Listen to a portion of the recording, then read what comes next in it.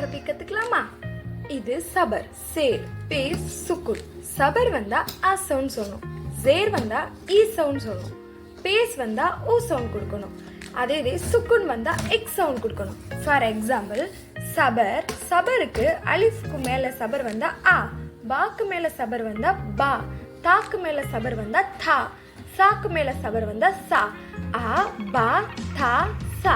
அதே இது ஜேருக்கு எக்ஸாம்பிள் பார்க்கலாமா? அலிஃப்க்கு கீழே ஜேர் வந்தா இ, பாக்கு கீழே சேர் வந்தா பி, தாக்கு கீழே சேர் வந்தா தி, சாக்கு கீழே சேர் வந்தா சி. இ, பி, தி, சி. பேஸ்க்கு பார்க்கலாமா?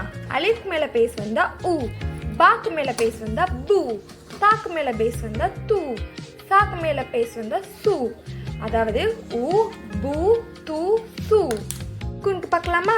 அலிஃப்க்கு மேல சுக்குன் வந்தா இ, பாக்கு மேல சுக்குன் வந்தா இப், தாக்கு மேல சுக்குன் வந்தா இத்து, சாக்கு மேல சுக்குன் வந்தா இஸ். அதாவது இ, இப், இத், இஸ். நெக்ஸ்ட் கிளாஸ் பார்க்கலாம். அஸ்ஸலாமு அலைக்கும்.